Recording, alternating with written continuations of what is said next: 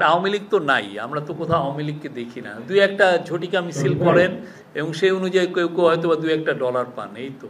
জেলা চেয়ারম্যানের ইলেকশন হয়েছে, আপনার মেয়রের ইলেকশন হয়েছে, পৌরসভার ইলেকশন হয়েছে, একটা ইলেকশনও ফেয়ার হয়নি।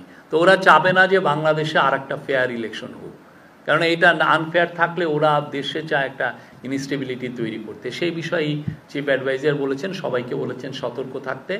অবশ্যই এটা মনে বলেছেন যে আমাদের লক্ষ্য একটাই, বাংলাদেশের ইতিহাসে সবচেয়ে ভালো একটা ইলেকশন করা। আওয়ামী লীগ ক্লেম করছে 400 জন মারা গেছে, কিন্তু কতজন মারা গেছে তাকে এটা আনকনটেস্টেড তাকে দেওয়া হচ্ছে।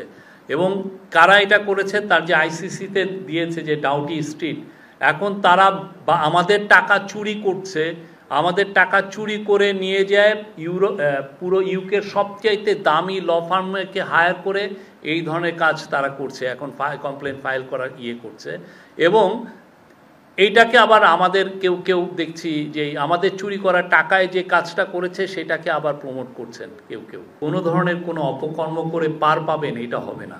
এবার পদায়নের ক্ষেত্রে নিজ জেলায় যাবে না কেউ, বা যদি কেউ তার এখানে আত্মীয় থাকে, বিশেষ করে শ্বশুর বাড়ি থাকে, সেখানেও তার পোস্টিং সেখানে হবে না। চিফ অ্যাডভাইজার বলেছেন যে we have to hope for the best but prepare for the worst. পদায়নের ক্ষেত্রে কী কী ক্রাইটেরিয়া হবে এবং কিভাবে পদায়ন হবে সে বিষয়ে সুনির্দিষ্ট, মানে র্যান্ডমলি যাতে এদেরকে দেওয়া হয়, এবং যিনি সবচেয়ে বেশি ফিট তাকে কিভাবে ফিট, আপনি তার যেই ধরনের ক্রাইটেরিয়া আছে তাকে এই ফিটনেসটা দেখার জন্য, উনি শারীরিকভাবে কতটুকু ফিট, ওনার এসিআরটা কীরকম, ওনার পলিটিক্যাল ব্যাকগ্রাউন্ডে সেরকম আগের কোনো পলিটিক্যাল ব্যাকগ্রাউন্ড আছে কি না, ওনার কর্মদক্ষতা কীরকম, আগে পোস্টিংগুলো কোথায় ছিল, ওনার বিপরে কোনো ধরনের নিউজ পত্রিকায় কোনো ধরনের কোনো রিপোর্ট এসছে কিনা, অনেকগুলো বিষয় দেখা হচ্ছে যে কে এই পুরো বিষয়গুলো সবচেয়ে ফিট, এবং যিনি ফিট তাকে দেওয়া হবে হচ্ছে সবচেয়ে ভালনারেবল জায়গায়, এবং এটা র্যান্ডমলি সিলেক্ট করা হবে, এবং এতে সর্বোচ্চ যাতে এফর্টটা দিতে পারেন সেই বিষয়টা লক্ষ্য রাখা হয়েছে। চিফ অ্যাডভাইজার বলেছেন যে we have to hope for the best but prepare for the worst.